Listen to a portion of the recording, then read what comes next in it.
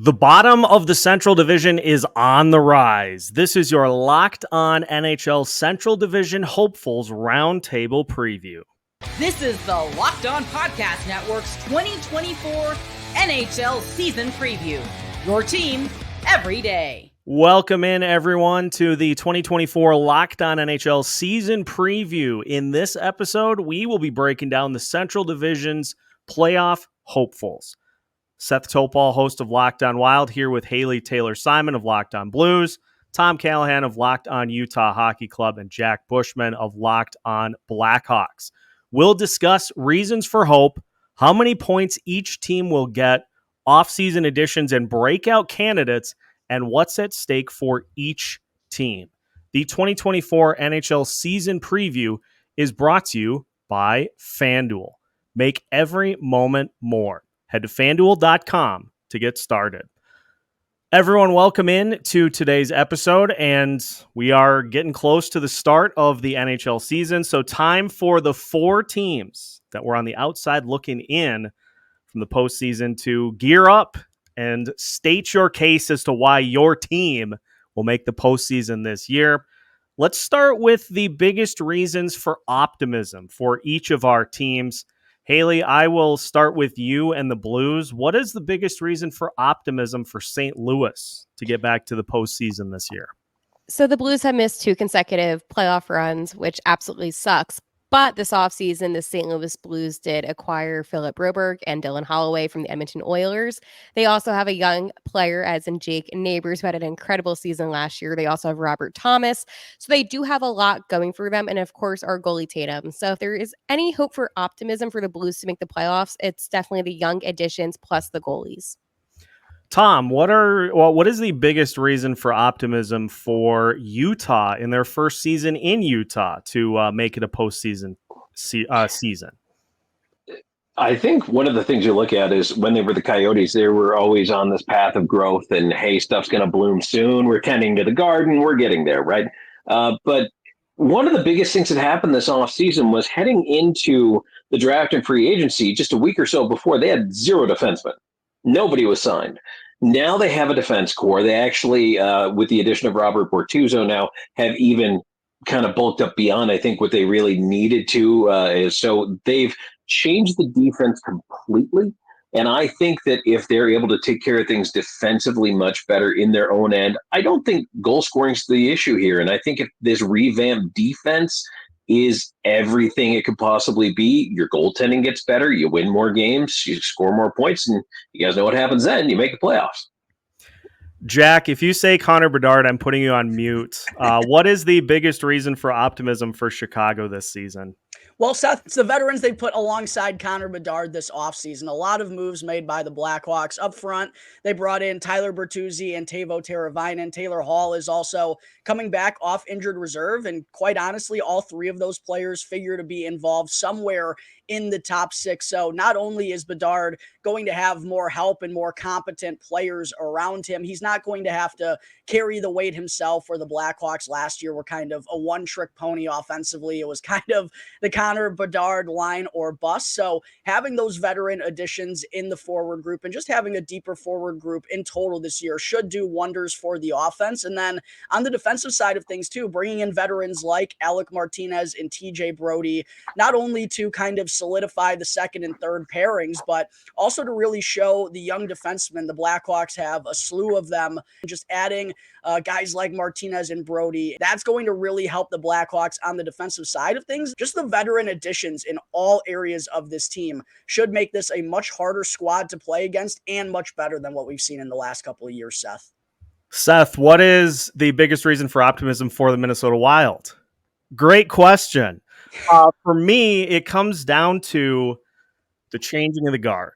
We have heard Bill Guerin, after last season ended in disappointment for the Minnesota Wild, say that if particular players on the roster don't pick up their performance, that they're going to be pushed by some of this prospect pool that's been highly touted for the Minnesota Wild over the last few years. Players like Liam Ogren, who got a little bit of a taste last year. Murat Huznadinov, who got 16 games last year. If players like Marcus Johansson, Freddie Gaudreau, and others don't carry the weight, The hope is that those players are going to get the opportunities. And you've got your franchise goalie in waiting, Jesper Wallstedt. He's waiting in the pipeline too. And so we're at this crossroads point with the Minnesota Wild roster. If those veterans can find previous success, then they're going to stay in the lineup. If not, then we're going to see that youth movement. And I think that's something that Wild fans have been looking for the last couple of seasons. Now, as far as point totals go for each of our four teams, FanDuel has laid things out very nicely. And as it sits, they project the Minnesota Wild at 94.5 as the over-under, Utah and St. Louis at 86.5, and Chicago at 74.5. I will note that the Minnesota Wild actually have the same over-under for points as the Winnipeg Jets do. You've, of course, got the Avalanche, the Stars, and the Predators, as everybody expects, to be at the top of the division too. So let's just go through those over-unders, and we'll just go in order. So, Seth, I'll have you start. I think the Minnesota Wild, I'm going to take them to go slightly over because I think the Minnesota Wild found a couple of things in the midst of a little bit of a down year last year. They found a combination in Kirill Kaprizov, Matt Boldy, and Joel Eriksson Ek that was one of the best lines in the entirety of the NHL last year, behind only Connor McDavid and his line mates in Edmonton. If you roll with that, if you get not like third worst penalty kill for the whole season, if you even get league average, if you can get improvement there, if you get improvement in goaltending, I think all of these lend to the Wild being able to beat 94.5 points. Now, the big key will be, can they beat the teams in front of them, which they couldn't last year? Couldn't beat Colorado or Dallas or Nashville or Winnipeg. They had one win combined against those four teams. If they do that again this year, going to go under, but call me optimistic. I'm thinking that we'll see over 94.5. Tom, what do you think about Utah? Do you think they have a good chance to go over or under that point projection? So 86.5 is actually pretty astute, in my opinion. Looking at the schedule, looking at everybody else's improvements in the division and the conference, looking at who I think is going to sink and who's going to swim this year, I felt like probably there was a 10-point improvement in the hopper for Utah. And they finished with 77 last year, which would be 87 this year, put them slightly over. Nashville got so much better. They're going to be a much tougher out. And so that, to me, now throws them to the top of the Central. Dallas, Winnipeg, Colorado, those are your four in teams, if you will. And that's obviously why we're all chatting here this evening. But out of all of those, I think there's a little bit of a potential for some teams to take a step back. And there are some question mark teams. So for me, again, I think 86.5 is a really good line. That is well crafted, because I don't know that Anaheim's any better. And Jack's going to tell us why he thinks Chicago is better, but are they going to be better? The Sharks, doormat, but a lot of these teams are going to be in the Pacific. So where does that 10-point gain come from is really the question to be asked. I think with the improvement of the defense, again, I go back to that, which should make the goaltending better. Connor Ingram had very good numbers last year, had some really impressive numbers in high danger save opportunities. But what I'm hoping is this year Utah is able to cut down. Their goal diff last year was -18. And I think that if they're able to find maybe half a goal a game on special teams better, and then be half a goal a game better on 5-on-5, that to me translates to 5 wins, which is 10 points. So they would slightly be over that line. Haley, what do you think about that 86.5 for the Blues? I think the Blues are going to go over. So last year, the Blues finished with 92 points. And again, they were up until the very end trying to fight for that second wild card spot.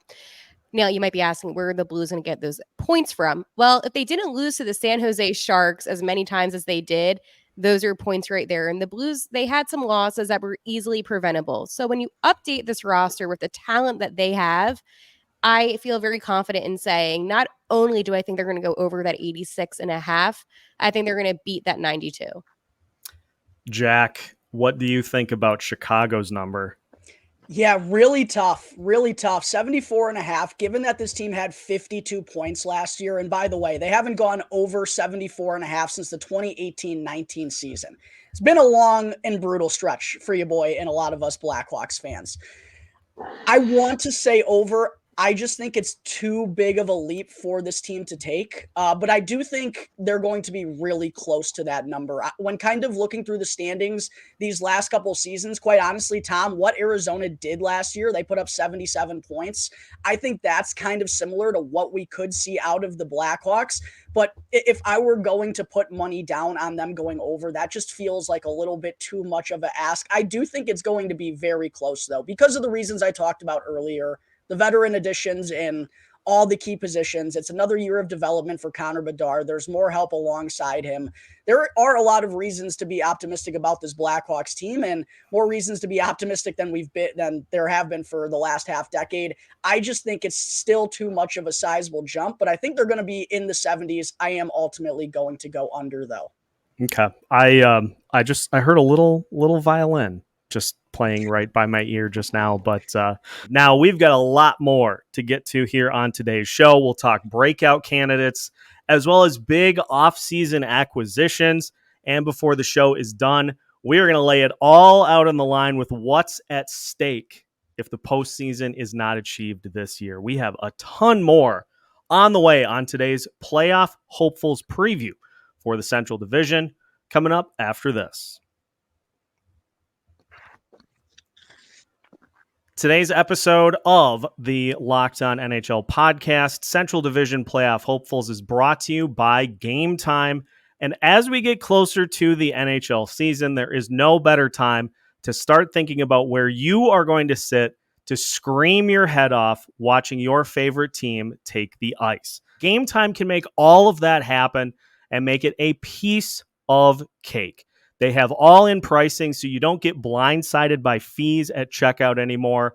Plus, you can see what you will see from your seat before you even sit in it. Take the guesswork out of buying tickets with Game Time. Download the Game Time app, create an account, and use code LOCKEDONNHL for $20 off your first purchase. Terms apply. Again, create an account and redeem code LOCKED ONNHL for $20 off. Download Game Time today. What time is it? It's game time. Welcome back to today's special episode of Locked On NHL, the Central Division Playoff Hopefuls Roundtable. As we continue with our conversation, we're going to talk about big additions this offseason. And so, Haley, we'll start with you again. Just recap for us the single biggest offseason addition your team made and what that particular player means to the Blues. Obviously, Ryan Suter. No, I'm joking. So I had to throw that in. No, but this offseason, my boy, I love Ryan Suter. Love suits. We had two offer sheets sent to the Edmonton Oilers. In exchange, the Blues were able to pick up Broberg and Holloway. Obviously, Philip Broberg is the guy that's going to make the biggest difference. It's hard not to lump them together, but this is a huge move for the St. Louis Blues. I mean, not only are you improving the offense with Holloway, but you're also significantly improving the defense with Broberg. And the Blues' defense, you all know, you're all in the Central. You've seen it. It's not that good. So with this addition, it definitely does help a lot. And yes, we know Ryan Suter's on the team now, but the Blues did make that move with the offer sheets. It was risky, but Doug Armstrong, GM, knew what he was doing with them. And the offer sheets, they do work. So yes, we made a lot of headlines within the NHL. Some people may not have liked it. I loved it. I thought this was a steal for some really talented players that are going to significantly improve not only the Blues' blue line, but also offensively as well with Holloway. Sources have told me that Connor McDavid and Leon Draisaitl hated those offer sheets. So Probably. anytime you can make them upset, I'm all for it. I'm all for upsetting Edmonton fans. I think I read somewhere that McDavid and Draisaitl were with Holloway or Broberg when that went down. Yeah, that must have been that awkward moment. Tom, it was obviously a very eventful offseason for Utah, not only with player acquisitions, but also with moving.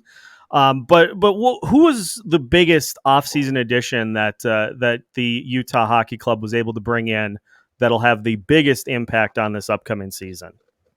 Well, for those who probably haven't been a whole lot of attention on this Utah Hockey Club, and that's okay if you haven't, but if you somehow did not know that they brought in Mikhail Sergachev, you were under a rock. That's one of the biggest trades of the summer, let alone for Utah Hockey Club. Bringing him in, yeah, he's coming off an injury, but he's always kind of been playing in Victor Hedman's shadow in Tampa Bay. I think he has the ability, and it's interesting reading Hedman's quotes talking about him when he left, saying, he works so hard on his game. He's always willing to put in what it takes, whatever the time, whatever the effort. To get a player like that at 26, who can be a number one power play guy, who can be on your top pair automatically stepping in. And again, you've got at $8.5 million in today's cap world, that's kind of a bargain to have a guy at that age locked up who's already there, who is only going to get better as he gets towards 30. So you hope. That to me might be one of the biggest steals of the summer. But again, teams who are in cap jail, Seth, know that there are certain gymnastics that need to be performed in order to keep things viable. If I could equate the amount of cap maneuvering that I've done with the Minnesota Wild since I took over as host into physical skill, I would have 3 gold medals already at the Olympics, because it should be a full-time job trying to navigate cap constraints. I don't envy anyone in that position, but it seems like half the league is in that spot. So it's just one of those things we do. Jack, you mentioned a pretty busy offseason for Chicago as well. Which player do you think is going to be the most important acquisition for Chicago this year? Yeah, this is a really interesting question. I think depending on who you ask, they will all answer it differently, because there were so many notable additions that the Blackhawks made here this summer. I hate to be that guy, but I'm going to give a two-parter here. I'm going to go Alec Martinez first and foremost, just because he is a guy who has won Stanley Cups, been there, done that, a very respected leader, and also someone who plays he's played a selfless role throughout the entirety of his career. And on the ice, I mean, one of the best shot blockers over the past decade, is definitely going to help out with the Blackhawks penalty kill, which has literally been atrocious, I think, since they won the Stanley Cup in 2015. So he's going to have many, many different effects on this Blackhawks squad. But I also think Laurent Brossoit, who unfortunately is out right now due to a meniscus injury, is supposed to be ready right about the start of the regular season. I also think that's a huge addition for the Blackhawks. I don't know if Peter Mrazek is going to be able to, if the Blackhawks were forced to roll him out as their number one, like they did last year, having to rely on him for 50 plus starts. I don't know if you could kind of put all your eggs into that basket. And the Blackhawks have really been missing a true backup goaltender these last couple of years. And Brossoit, for what he got to sign here in Chicago, I thought he was going to get more on the open market. I know he hasn't had the biggest sample size in his career, but a very serviceable backup. And quite honestly, I think he could even become the starter by the end of the season here in Chicago. So Alec Martinez, Laurent Brossoit, 2 huge additions to kind of shore things up on the defensive side of things for the Blackhawks this summer. The most important acquisition for the Minnesota Wilds, there were 2 players that were brought in, Yakov Trenin and Jacob Loko, so I'm not going to go there. I am, however, going to go to the captain, Jared Spurgeon, who played only 16 games this past season. And where did the Minnesota Wild struggle most throughout the course of the year? Special teams, defense, and in just general leadership throughout the year. And where can Jared Spurgeon help? Special teams, defense, and leadership. And so I think having Spurgeon back, and by all accounts, he's ready to roll, he is good to go. Having him back to be able to get everything in line for this Minnesota Wild team is going to be massive, because they looked rudderless a lot of the year before John Hines came in. There were stretches during the John Hines tenure where they looked kind of directionless too. That's what your captain's for. And so that is my hope, is that Jared Spurgeon can come back in, bang that gavel a couple of times and say, all right, back in session, we are going back to work. So not necessarily an offseason acquisition, although I do think, and I've talked about this with Minnesota Wild fans extensively, I do think Yakov Trenin is going to play a big role on this team. But I think the player that will have the most impact is getting Jared Spurgeon back. 40 goal scorer Yakov Trenin. You heard it here first. If there were a universe in which that could happen, that would also help. But I don't have the ability to travel between universes, so we'll take one or the other. To finish up, we're going to talk about what's at stake, and I think my team may be the one that has the most, but we'll find out. We'll also take a look at which of the 4 teams here have the best chance to pull the Winnipeg Jets out of the 4th spot in the Central Division. What's up, Winnipeg? We'll talk about all that as we finish our special Central Division Playoff Hopeful edition of the Locked On NHL podcast. We are your team every day. Today's episode of the Locked On NHL podcast, Central Division Playoff Hopefuls, is brought to you by FanDuel. You can get started with $200 in bonus bets guaranteed when you place your first $5 bet at FanDuel.com. And as NFL fans, we can start the season with a big return. When you get a hunch in the middle of the game, you can check out the latest stats, view live play-by-play, and so much more on the same page where you place your bets. You will get started with $200 in bonus bets guaranteed when you place your first $5 bet. Plus, it's just not just the NFL season that you can bet on with FanDuel's easy-to-use app. Of course, as the NHL season draws near, you can place bets on point total over-unders like the ones we have discussed here today. That is FanDuel.com to get $200 in bonus bets when you place a $5 bet. FanDuel, the official sportsbook of the Locked On Podcast Network. Welcome back to today's special edition of Locked On NHL, the Central Division Playoff Hopeful Roundtable. We are your team each and every day. Let's talk about what is at stake for our particular teams. And I'm going to start this one off because it may not be a direction that people think. Because depending on how this season goes, Kirill Kaprizov could be at stake for the Minnesota Wilds. We all know the contract situation. He has this year and next year left on his current deal.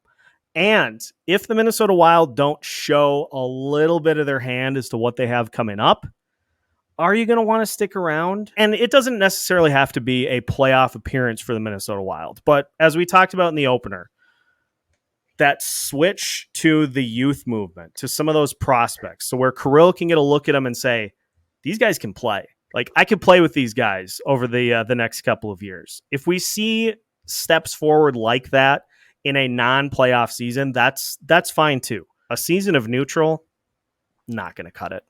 Haley, what is at stake for the Blues if they do not reach the postseason this year?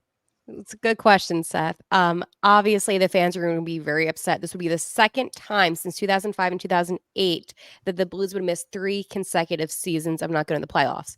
However, what I will say is that after the moves the Blues made this past offseason with the additions to the team, not much is going to change. You have Alex Steen that's going to be taking over as the GM in a couple of seasons.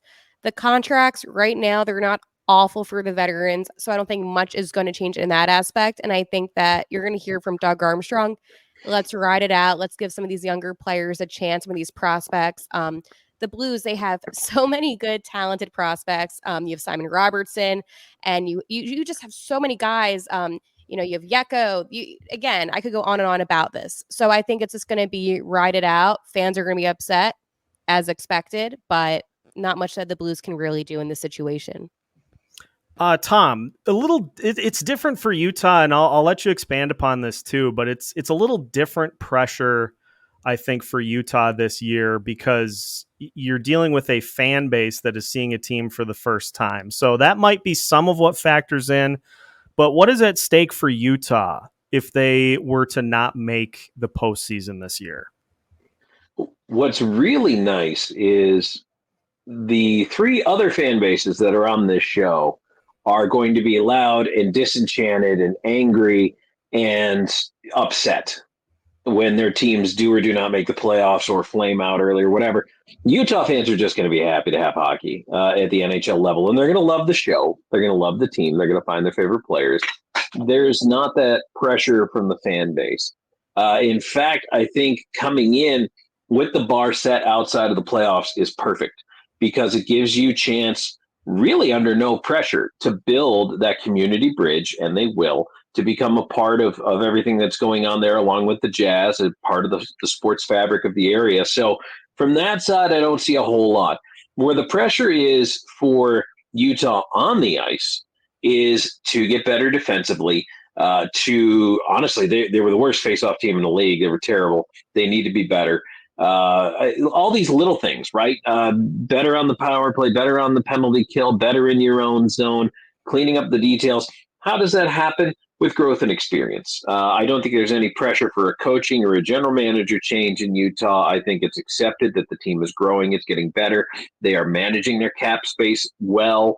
They are drafting and developing.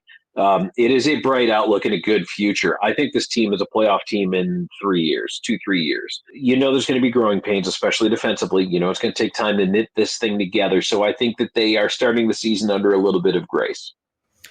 Jack, what is the overall goal for Chicago this year? Because I don't think I'm burning the Blackhawks fan base by saying the postseason's probably not in the cards. So what would be a successful season? What would be a step forward for Chicago? Listen, Seth, I think everyone would love the postseason to be in the cards, the fans, the organization, the coaching staff, the players. But to have that as an expectation with this group right here, right now, even with all the notable offseason additions that I've talked about through this episode, I still don't think they're quite ready to take that jump. And with kind of that being the expectation, that is what could make the Chicago Blackhawks dangerous. I mean, a team with no expectations that no one's really thinking about is always a dangerous one. And they have a lot of veterans. They're going to be tougher to play against. But if they miss the playoffs, I don't think anyone's really going to be batting an eye or a surprise. Yeah, some fans will be irritated. I think that's also kind of a symptom of just Chicago sports in general right now. But what I will say, though, is the Blackhawks need to take a step in the right direction with a capital N-E-E-D. It needs to happen this year. They've been testing the fan base's patience these last couple of years. And this is a prideful fan base here in Chicago. And even throughout the tough times, still regularly show up to the United Center to support this team. But if they're a bottom feeder once again this season, after all those additions and another year of development for Connor Bedard and some of the young guys alongside him, that is going to be really disappointing. I think Luke Richardson is kind of the one that you have to keep an eye on. He has a 4-year contract with the Blackhawks. He's in the 3rd year of it. But interestingly enough, that 4th year is a team option. Now, 95% chance Luke Richardson is coming back regardless. I believe the Blackhawks are going to give him that opportunity. He's been a really good locker room type of guy. He's done all the right things as a first-time head coach. It really feels like the players have bought into what he's preaching. But this team needs to win games this year. And if they don't, there are going to be some question marks about Luke Richardson's future. One final one to finish with, and this is a two-parter. What I want here is just the number of teams that you think will make the playoffs out of the Central Division, and which amongst us four is the most likely team to get in. I'll start with me. I am picking. I'm gonna go crazy here. I'm picking 5 teams from the Central. I'm going to say that Winnipeg and Minnesota both get in, and that Rob Blake loses his job on the last day of the season because the Los Angeles Kings miss out by a point. Wow, really going out there. I love it. This all came to me in a dream, so I had to go with it. So don't forget to bet against the Kings on FanDuel come April 18th. Thank you. So I'm going to say 5 teams from the Central get in, and I'm going to say that it's Dallas, Winnipeg, Colorado, Nashville, Minnesota. Haley, how many teams from the Central get in to the playoffs, do you think? I'm going to go say 4. Okay. I don't think Winnipeg's going to get in. So which of the four of us knock The them off Blues, the obviously. table? I think Naturally. the Jets are going to choke at the end of the season. And I know that's kind of a bold statement to make. And I don't really care because honestly, at the end of the day, the Jets are not a consistent team. We saw how they played in the playoffs. I think the St. Louis Blues, they were so close last season to getting in. I think they have a better team. They have everything that they needed. They have an improved defense. They have the best goalie tandem in the Central Division. And you cannot argue with me on that one. And they have a really strong I think offense we as can. well with Robert. With Robert Thomas and company. Listen, if you want to hear more crazy takes like this, listen to Locked On Blues. But no, I do think that the Blues are going to get in, and I just don't want to see the Jets in any way succeed. I hate the Jets. Tom, how many teams do you think get into the postseason from the Central? Oh, that is a tough one. Here's the thing. I'm going to build my case. I'm going to say two things. Number one, you were all crazy for hating on the Jets. Trivia question: who gave up the fewest goals in the NHL last year? 199. The Winnipeg Jets. They have Connor Hellebuck. They know how to play defense. They're going to be just fine. Here's the thing, though: is I don't believe in the Pacific. I don't. I don't know if the Canucks were a paper tiger last year. They seem to think that Demko's going to be healthy and Shelov's is the second coming. Prove it. And I love Demko, and I would love to see that Vancouver fan base rewarded, but I don't know. Edmonton is going to be head and shoulders up there. I, like you, think the Kings could have a lot of problems this year. Vegas, who are you? What are you? And Vegas, look, Vegas is paying the piper now, just like Chicago has for their cup wins, just like the Kings did for their cup wins. So that's part of it now, too. So I don't know that it's because the Central gets better, but that the Pacific has so many question marks that three teams might make it from the Pacific. So honestly, out of everybody that I think, looking at the teams that have a chance to make it, I already told you, I think Utah needs to overachieve to make the playoffs. So I would pick the Blues. I like you, Tom. Thank you. I won't hold that against you, Tom. Just kidding. I don't even like, if the Wild make the playoffs, it's great. That's more games to cover, but if they take a step forward developmentally, that's the bigger prize I'm after. Jack, how many teams from the Central make it to the postseason? 4 teams from the Central wind up making it. The 3 that we expect: the Colorado Avalanche, the Dallas Stars, the Nashville Predators. I actually think the Predators are going to finish second. I also have the Minnesota Wild jumping in and the Winnipeg Jets jumping out. I think Minnesota is the team to snag that final spot. I do think the return of Jared Spurgeon is going to be really big for this team. St. Louis, I just have questions about their defense. And quite honestly, I do have questions about Jordan Binnington. I do. Ultimately, What questions? I have questions that, can he play consistently since 2019? Because I haven't one of his best seasons last season. What do you mean? Where did it get him? A whole lot of nowhere. This defense is aging. I think they have talent up front. I think they have a lot of talent up front. I love Jordan Kyrou and Robert Thomas. And I think offensively, they're going to be a fine team. They're going to score goals. I just have questions about I feel like they're in the middle ground, and they could certainly stumble their way into the playoffs. I've actually picked them to go in the postseason the last 2 years. So I'm not just a Blues hater here on the Blackhawks side, Haley. I promise. I'm not just a typical Blues hater. But I don't see this team getting back into the playoffs after missing it the last couple of years. I don't think they've made enough notable additions, in my opinion. I think Minnesota's ready to get back, and the Blackhawks and Utah just quite aren't ready at that point in time. I do think Utah's probably better than the Blackhawks, though. And honestly, we are one bad game away from a Binnington snap, and he doesn't win for 2 weeks. Literally. The guy's throwing water bottles at people. What is with this Binnington slander today? Dude chirped the Minnesota Wild bench after giving up 5 goals. Like, he didn't have any breakdowns last season. I want to put that on the record. He was calm, cool, and collected. To be fair, it was the officials that robbed us of the Fleury Binnington fight we were craving at that time. How cool would that have been? I know. I was so upset about that. I will never get over that. And Flower, he's so innocent. He was ready to square up. Oh, yeah, man. He's like, let's do it. Let's do it. The best part about all of this, ladies and gentlemen, is that these 4 wonderful hosts, in the case of Locked On Utah Hockey Club, Robin as well, we are going to keep you in tune all season long. The roller coaster, the high points, the low points where I'm doing post games under my desk. We're going to have you covered every step of the way. So make sure to tune in. Make sure to follow these and the rest of the Central Division shows. Thank you for tuning in to the 2024 Locked On NHL season preview. Your first listen today. For your second listen, make sure to catch the rest of the wonderful Central Division and every episode of the 2024 Locked On NHL season preview on Locked On NHL on YouTube or wherever you get your podcasts, part of the Locked On Podcast Network. Your team every day.